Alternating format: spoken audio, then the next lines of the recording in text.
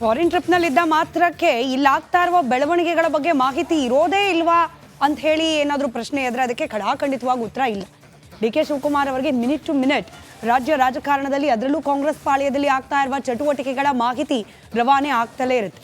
ಆದರೆ ಈ ಬೆಳವಣಿಗೆಗಳಿಗೆ ಅಂದರೆ ಟಾರ್ಗೆಟ್ DCM ಆಪ್ತರು ಅನ್ನೋ ಬೆಳವಣಿಗೆಗೆ ಸಚಿವ ಸಂಪುಟಕ್ಕೆ ಸರ್ಜರಿ ಅನ್ನೋ ಹೆಸರನ್ನ ಕೊಡಬಹುದಾ?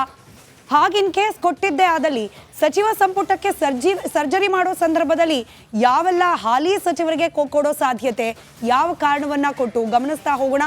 ಪ್ರಮುಖವಾಗಿ ಸಾರಿಗೆ ಸಚಿವರಾದ ರಾಮಲಿಂಗಾರೆಡ್ಡಿ ಅವರು ಈ ಶಕ್ತಿ ಯೋಜನೆಯನ್ನ ಯಶಸ್ವಿಯಾಗಿ ಅನುಷ್ಠಾನ ಮಾಡಿದ್ರು ಅನ್ನೋದು ಗೊತ್ತಿದೆ. ಅದಾದ ನಂತರದಲ್ಲಿ ರಾಮಲಿಂಗಾರೆಡ್ಡಿ ಅವರು ಕೊಟ್ಟ ಒಂದು ಅಡ್ವರ್ಟೈಸ್ಮೆಂಟ್, ಜಾಹೀರಾತು, ಶಕ್ತಿ ಯೋಜನೆ ನಂತರದಲ್ಲೂ ಕೂಡ ಸಾರಿಗೆ ಸಂಸ್ಥೆಗಳು ಯಥೇಚ್ಛವಾಗಿ ಲಾಭ ಮಾಡ್ತಾ ಇದೆ ಅಂತ ಹೇಳಿ ಇದೀಗ ವಿರೋಧ ಪಕ್ಷಗಳಿಗೆ ಆಹಾರವಾಗಿದೆ. 2,000 ಕೋಟಿ ಹೊಸ ಸಾಲ, ಇದರ ಜೊತೆಗೆ ಸಾರಿಗೆ ಸಿಬ್ಬಂದಿಗಳು ಮುಷ್ಕರಕ್ಕೆ ಮುಂದಾಗಿದ್ರು. ಮುಷ್ಕರವನ್ನ ಕೈ ಬಿಡಬೇಕು ಅನ್ನೋ ಪರಿಸ್ಥಿತಿಗೆ ತೆಗೆದುಕೊಂಡು ಹೋಗ್ಲಿಕ್ಕೆ ಮುಖ್ಯಮಂತ್ರಿ ಸಿದ್ದರಾಮಯ್ಯನವರೇ ಮಧ್ಯಪ್ರವೇಶ ಮಾಡುವ ಅನಿವಾರ್ಯತೆ ಬಂತು. ಇದನ್ನೆಲ್ಲ ಗಮನಿಸಿದಾಗ ರಾಮಲಿಂಗಾರೆಡ್ಡಿ ಅವರ ಕೈಯಲ್ಲಿರುವ ಸಾರಿಗೆ ಸಚಿವ ಸ್ಥಾನ ಕೈ ತಪ್ಪುವ ಸಾಧ್ಯತೆ ಇದೆಯಾ ಅನ್ನೋ ಅನುಮಾನ. ಜೊತೆಗೆ 15% ಪ್ರೈಸ್ ಹೈಕ್ನ ಬಿಸಿ ಜನಸಾಮಾನ್ಯರಲ್ಲೂ ಕೂಡ ಆಕ್ರೋಶ ಇದೆ ಅನ್ನೋ ಕಾರಣ ಕೂಡ ಮುಂದಾದರೂ ಆಗಬಹುದು. ಇದರ ಜೊತೆಗೆ ಚಲುವರಾಯಸ್ವಾಮಿ ಅವರು ಕೃಷಿ ಸಚಿವರು, ಇನ್ಫ್ಯಾಕ್ಟ್ ಕಾಂಗ್ರೆಸ್ ನೇತೃತ್ವದ ಸರ್ಕಾರ ಈ ಅವಧಿಯಲ್ಲಿ ರಚನೆಯಾದ ಪ್ರಾರಂಭಿಕ ದಿನಗಳಲ್ಲೇನೆ ಚಲುವರಾಯಸ್ವಾಮಿ ಅವರ ವಿರುದ್ಧವಾಗಿ ಗಂಭೀರ ಆರೋಪ, ವರ್ಗಾವಣೆ ದಂಧೆ, ಅದರಲ್ಲೂ ಕುಮಾರಸ್ವಾಮಿ ಅವರ ಪೆನ್ ಡ್ರೈವ್ ಅದಾಚೆ ಬರಲಿಲ್ಲ, ಅದು ಬೇರೆ ಪ್ರಶ್ನೆ. ಆದರೆ ಕೃಷಿ ಸಚಿವರಾಗಿ ಚಲುವರಾಯಸ್ವಾಮಿ ಅವರ ಕಾರ್ಯವೈಖರಿ ಬಗ್ಗೆ ಅಷ್ಟೊಂದು ಸಮಾಧಾನ ಇಲ್ಲ ಅನ್ನೋ ರೀತಿಯ ಅಭಿಪ್ರಾಯವನ್ನ ಮುಂದಿಟ್ಟು ಅವರ ಬಳಿ ಇರುವ ಸಚಿವ ಸ್ಥಾನವನ್ನ ಕೈತಪ್ಪಿಸುವ ಸಾಧ್ಯತೆ ಇದೆಯಾ? ಈಗ ನಾವು ಹೇಳಿದ ಎರಡೂ ಹೆಸರು ಕೂಡ ಸಿದ್ದರಾಮಯ್ಯನವರಿಗೆ ಕಂಪೇರ್ ಮಾಡಿದ್ರೆ ಡಿ ಕೆ ಶಿವಕುಮಾರ್ ಅವರಿಗೇನೆ ಆಪ್ತರು ಅಂತ ಗುರುತಿಸಿಕೊಂಡಿದ್ದಾರೆ ಅನ್ನೋದು ಗಮನಾರ್ಹ. ಇನ್ನು ಪ್ರಿಯಾಂಕ್ ಖರ್ಗೆ ಗೊತ್ತೇ ಇದೆ, ಗುತ್ತಿಗೆದಾರ ಸಚಿನ್ ಪಾಂಚಾಳ್ ಅವರ ಆತ್ಮಹತ್ಯೆ ಪ್ರಕರಣ. ಪ್ರಿಯಾಂಕ್ ಖರ್ಗೆ ಅವರ ರಾಜೀನಾಮೆಯನ್ನ ಆಗ್ರಹಿಸಿ ಬಿಜೆಪಿ ಪ್ರತಿಭಟನೆಯನ್ನ ನಡೆಸ್ತಾ ಇದೆ. ಗ್ರಾಮೀಣಾಭಿವೃದ್ಧಿ ಸಚಿವರಾಗಿದ್ದಾರೆ ಪ್ರಿಯಾಂಕ್ ಖರ್ಗೆ. ಇನ್ಫ್ಯಾಕ್ಟ್ ವಿರೋಧ ಪಕ್ಷಗಳ ಪ್ರಕಾರ ಪ್ರಿಯಾಂಕ್ ಖರ್ಗೆ ಅವರು ಕಾಂಗ್ರೆಸ್ನ ಮೌತ್ ಪೀಸ್ ರೀತಿಯಲ್ಲಿ ವರ್ತನೆ ಮಾಡ್ತಿದ್ದಾರೆ. ಯಾವುದೇ ಇಲಾಖೆ, ಯಾವುದೇ ಸಚಿವರ ಇಲಾಖೆಗೆ ಸಂಬಂಧಪಟ್ಟ ಸಮಸ್ಯೆ ಆದರೂ ಕೂಡ, ಪ್ರಶ್ನೆ ಆದರೂ ಕೂಡ ಪ್ರಿಯಾಂಕ್ ಖರ್ಗೆ ಅವರೇ ಮೂಗು ತೂರಿಸಿ ಮಾತನಾಡ್ತಾರೆ ಅನ್ನೋ ಅರ್ಥದಲ್ಲಿ ವಿಶ್ಲೇಷಣೆಯನ್ನ ವಿರೋಧ ಪಕ್ಷದವ್ರು ಮಾಡ್ತಿರೋದನ್ನ ಗಮನಿಸ್ತಿದ್ದೀರಿ. ಇದೆಲ್ಲದಕ್ಕಿಂತ ಹೆಚ್ಚಾಗಿ ಸಚಿನ್ ಪಾಂಚಾಲ್ ಅವರ ಆತ್ಮಹತ್ಯೆ ಪ್ರಕರಣದಿಂದಾಗಿ ಪ್ರಿಯಾಂಕ್ ಖರ್ಗೆ ಅವರ ಸಚಿವ ಸ್ಥಾನವನ್ನ ವಾಪಸ್ ಪಡೆದುಕೊಳ್ಳೋ ಸಾಧ್ಯತೆ ಏನಾದರೂ ಇದೆಯಾ ಅನ್ನೋ ಅನುಮಾನ ಇದೆ. ಇದರ ಜೊತೆಗೆ ಲಕ್ಷ್ಮೀ ಹೆಬ್ಬಾಳ್ಕರ್ ಅವರು ಅಗೇನ್ ಡಿ ಕೆ ಶಿವಕುಮಾರ್ ಅವರ ಆಪ್ತ ಬಳಗದಲ್ಲಿ ಗುರುತಿಸಿಕೊಂಡಿರುವ ಶಾಸಕರು ಹಾಗೆ ಸಚಿವರು.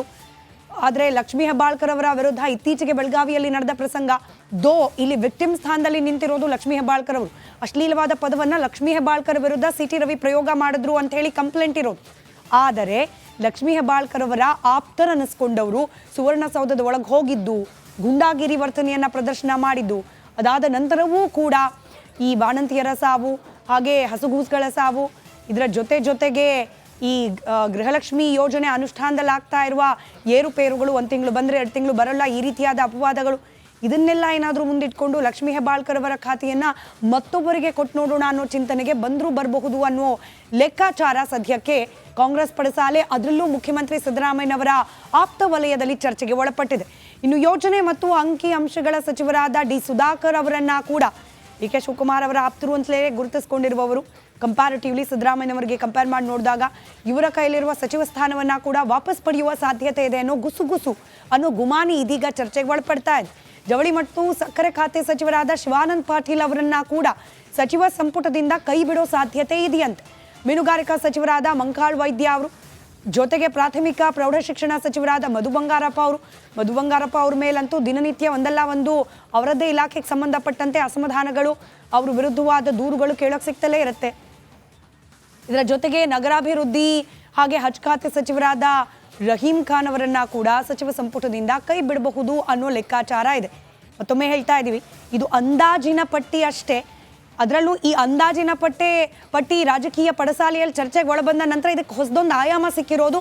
ಇವರೆಲ್ಲರೂ ಕೂಡ ಈಗ ನಾವೇನು ಹೆಸರನ್ನ ಗಮನಿಸಿದ್ವಿ, ಸಿದ್ದರಾಮಯ್ಯನವರಿಗಿಂತ ಹೆಚ್ಚಾಗಿ ಡಿ ಕೆ ಶಿವಕುಮಾರ್ ಅವರ ಬಣ ಅಂತ ಗುರುತಿಸಿಕೊಂಡಿರುವವರು. ಹೀಗಾಗಿ ಡಿ ಕೆ ಶಿವಕುಮಾರ್ ಅವರ ಫಾರಿನ್ ಟ್ರಿಪ್ ಮುಗಿಯೋದ್ರ ಒಳಗಡೆ ಸಚಿವ ಸಂಪುಟ ಸರ್ಜರಿಗೆ ಸಂಬಂಧಪಟ್ಟ ಆ ಒಂದು ಲಿಸ್ಟ್ ರೆಡಿ ಆಗಿರುತ್ತೆ. ಆ ಲಿಸ್ಟ್ನಲ್ಲಿ ಹೆಚ್ಚಿನ ಸಂಖ್ಯೆಯಲ್ಲಿ ಡಿ ಕೆ ಶಿವಕುಮಾರ್ ಅವರ ಆಪ್ತ ಬಣದವರೇನೆ ಸಚಿವ ಸಂಪುಟದಿಂದ ಆಚೆ ನಡೆಯುವ ಪ್ರಸಂಗ ಎದುರಾದ್ರೂ ಆಗಬಹುದು ಅನ್ನೋ ಅಂದಾಜಿದೆ. ಕಾದ್ ನೋಡೋಣ. ಡಿ ಕೆ ಶಿವಕುಮಾರ್ ಅವರು ಫಾರಿನ್ನಿಂದ ವಾಪಸ್ ಬಂದ ನಂತರದಲ್ಲಿ, ಅದರಲ್ಲೂ ಸಚಿವ ಸಂಪುಟಕ್ಕೆ ಸರ್ಜರಿ ಮಾಡುವ ಹಂತದಲ್ಲಿ ಈ ಹೆಸರುಗಳೇನೇ ಫೈನಲ್ ಆಗುತ್ತಾ ಅಂತ ಹೇಳಿ. ಮುಂದಿನ ಫಾರಿನ್ ಟ್ರಿಪ್ನಲ್ಲಿದ್ದ ಮಾತ್ರಕ್ಕೆ ಇಲ್ಲಾಗ್ತಾ ಇರುವ ಬೆಳವಣಿಗೆಗಳ ಬಗ್ಗೆ ಮಾಹಿತಿ ಇರೋದೇ ಇಲ್ವಾ ಅಂತ ಹೇಳಿ ಏನಾದರೂ ಪ್ರಶ್ನೆ ಎದ್ರೆ ಅದಕ್ಕೆ ಖಡಾಖಂಡಿತವಾಗಿ ಉತ್ತರ ಇಲ್ಲ.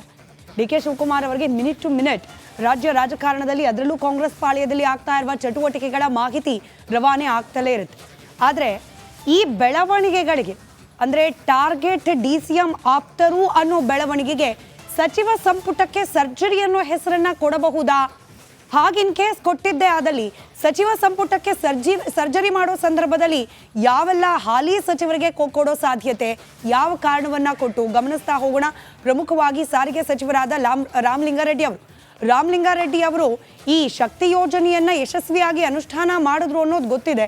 ಅದಾದ ನಂತರದಲ್ಲಿ ರಾಮಲಿಂಗಾರೆಡ್ಡಿ ಅವರು ಕೊಟ್ಟ ಒಂದು ಅಡ್ವರ್ಟೈಸ್ಮೆಂಟ್, ಜಾಹೀರಾತು, ಶಕ್ತಿ ಯೋಜನೆ ನಂತರದಲ್ಲೂ ಕೂಡ ಸಾರಿಗೆ ಸಂಸ್ಥೆಗಳು ಯಥೇಚ್ಛವಾಗಿ ಲಾಭ ಮಾಡ್ತಾ ಇದೆ ಅಂತ ಹೇಳಿ ಇದೀಗ ವಿರೋಧ ಪಕ್ಷಗಳಿಗೆ ಆಹಾರವಾಗಿದೆ.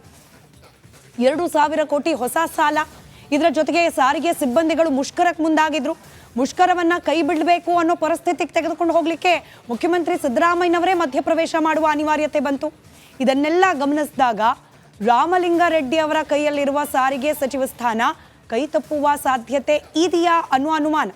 ಜೊತೆಗೆ 15% ಪ್ರೈಸ್ ಹೈಕ್ನ ಬಿಸಿ ಜನಸಾಮಾನ್ಯರಲ್ಲೂ ಕೂಡ ಆಕ್ರೋಶ ಇದೆ ಅನ್ನೋ ಕಾರಣ ಕೂಡ ಮುಂದಾದರೂ ಆಗಬಹುದು. ಇದರ ಜೊತೆಗೆ ಚಲುವರಾಯಸ್ವಾಮಿ ಅವರು ಕೃಷಿ ಸಚಿವರು, ಇನ್ಫ್ಯಾಕ್ಟ್ ಕಾಂಗ್ರೆಸ್ ನೇತೃತ್ವದ ಸರ್ಕಾರ ಈ ಅವಧಿಯಲ್ಲಿ ರಚನೆಯಾದ ಪ್ರಾರಂಭಿಕ ದಿನಗಳಲ್ಲೇನೆ ಚಲುವರಾಯಸ್ವಾಮಿ ಅವರ ವಿರುದ್ಧವಾಗಿ ಗಂಭೀರ ಆರೋಪ, ವರ್ಗಾವಣೆ ದಂಧೆ, ಅದರಲ್ಲೂ ಕುಮಾರಸ್ವಾಮಿ ಅವರ ಪೆನ್ ಡ್ರೈವ್ ಅದಾಚೆ ಬರಲಿಲ್ಲ, ಅದು ಬೇರೆ ಪ್ರಶ್ನೆ. ಆದರೆ ಕೃಷಿ ಸಚಿವರಾಗಿ ಚಲುವರಾಯಸ್ವಾಮಿ ಅವರ ಕಾರ್ಯವೈಖರಿ ಬಗ್ಗೆ ಅಷ್ಟೊಂದು ಸಮಾಧಾನ ಇಲ್ಲ ಅನ್ನೋ ರೀತಿಯ ಅಭಿಪ್ರಾಯವನ್ನ ಮುಂದಿಟ್ಟು ಅವರ ಬಳಿ ಇರುವ ಸಚಿವ ಸ್ಥಾನವನ್ನ ಕೈತಪ್ಪಿಸುವ ಸಾಧ್ಯತೆ ಇದೆಯಾ? ಈಗ ನಾವು ಹೇಳಿದ ಎರಡೂ ಹೆಸರು ಕೂಡ ಸಿದ್ದರಾಮಯ್ಯನವರಿಗೆ ಕಂಪೇರ್ ಮಾಡಿದ್ರೆ ಡಿ ಕೆ ಶಿವಕುಮಾರ್ ಅವರಿಗೇನೆ ಆಪ್ತರು ಅಂತ ಗುರುತಿಸ್ಕೊಂಡಿದ್ದಾರೆ ಅನ್ನೋದು ಗಮನಾರ್ಹ. ಇನ್ನು ಪ್ರಿಯಾಂಕ್ ಖರ್ಗೆ ಗೊತ್ತೇ ಇದೆ, ಗುತ್ತಿಗೆದಾರ ಸಚಿನ್ ಪಾಂಚಾಳ್ ಅವರ ಆತ್ಮಹತ್ಯೆ ಪ್ರಕರಣ.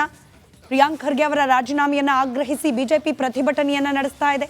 ಗ್ರಾಮೀಣಾಭಿವೃದ್ಧಿ ಸಚಿವರಾಗಿದ್ದಾರೆ ಪ್ರಿಯಾಂಕ್ ಖರ್ಗೆ. ಇನ್ಫ್ಯಾಕ್ಟ್ ವಿರೋಧ ಪಕ್ಷಗಳ ಪ್ರಕಾರ ಪ್ರಿಯಾಂಕ್ ಖರ್ಗೆ ಅವರು ಕಾಂಗ್ರೆಸ್ನ ಮೌತ್ ಪೀಸ್ ರೀತಿಯಲ್ಲಿ ವರ್ತನೆ ಮಾಡ್ತಿದ್ದಾರೆ. ಯಾವುದೇ ಇಲಾಖೆ, ಯಾವುದೇ ಸಚಿವರ ಇಲಾಖೆಗೆ ಸಂಬಂಧಪಟ್ಟ ಸಮಸ್ಯೆ ಆದರೂ ಕೂಡ, ಪ್ರಶ್ನೆ ಆದರೂ ಕೂಡ ಪ್ರಿಯಾಂಕ್ ಖರ್ಗೆ ಅವರೇ ಮೂಗು ತೂರಿಸಿ ಮಾತನಾಡ್ತಾರೆ ಅನ್ನೋ ಅರ್ಥದಲ್ಲಿ ವಿಶ್ಲೇಷಣೆಯನ್ನ ವಿರೋಧ ಪಕ್ಷದವ್ರು ಮಾಡ್ತಿರೋದನ್ನ ಗಮನಿಸ್ತಿದ್ದೀರಿ. ಇದೆಲ್ಲದಕ್ಕಿಂತ ಹೆಚ್ಚಾಗಿ ಸಚಿನ್ ಪಾಂಚಾಲ್ ಅವರ ಆತ್ಮಹತ್ಯೆ ಪ್ರಕರಣದಿಂದಾಗಿ ಪ್ರಿಯಾಂಕ್ ಖರ್ಗೆ ಅವರ ಸಚಿವ ಸ್ಥಾನವನ್ನ ವಾಪಸ್ ಪಡೆದುಕೊಳ್ಳೋ ಸಾಧ್ಯತೆ ಏನಾದರೂ ಇದೆಯಾ ಅನ್ನೋ ಅನುಮಾನ ಇದೆ. ಇದರ ಜೊತೆಗೆ ಲಕ್ಷ್ಮೀ ಹೆಬ್ಬಾಳ್ಕರ್ ಅವರು ಅಗೇನ್ ಡಿ ಕೆ ಶಿವಕುಮಾರ್ ಅವರ ಆಪ್ತ ಬಳಗದಲ್ಲಿ ಗುರುತಿಸಿಕೊಂಡಿರುವ ಶಾಸಕರು ಹಾಗೆ ಸಚಿವರು. ಆದರೆ ಲಕ್ಷ್ಮೀ ಹೆಬ್ಬಾಳ್ಕರ್ ಅವರ ವಿರುದ್ಧ ಇತ್ತೀಚೆಗೆ ಬೆಳಗಾವಿಯಲ್ಲಿ ನಡೆದ ಪ್ರಸಂಗ, ಇಲ್ಲಿ ವಿಕ್ಟಿಮ್ ಸ್ಥಾನದಲ್ಲಿ ನಿಂತಿರೋದು ಲಕ್ಷ್ಮೀ ಹೆಬ್ಬಾಳ್ಕರ್ ಅವರು. ಅಶ್ಲೀಲವಾದ ಪದವನ್ನು ಲಕ್ಷ್ಮೀ ಹೆಬ್ಬಾಳ್ಕರ್ ವಿರುದ್ಧ CT ರವಿ ಪ್ರಯೋಗ ಮಾಡಿದ್ರು ಅಂತ ಹೇಳಿ ಕಂಪ್ಲೇಂಟ್ ಇರೋದು. ಆದರೆ ಲಕ್ಷ್ಮೀ ಹೆಬ್ಬಾಳ್ಕರ್ ಅವರ ಆಪ್ತರನ್ನಿಸ್ಕೊಂಡವರು ಸುವರ್ಣಸೌಧದ ಒಳಗೆ ಹೋಗಿದ್ದು, ಗುಂಡಾಗಿರಿ ವರ್ತನೆಯನ್ನ ಪ್ರದರ್ಶನ ಮಾಡಿದ್ದು, ಅದಾದ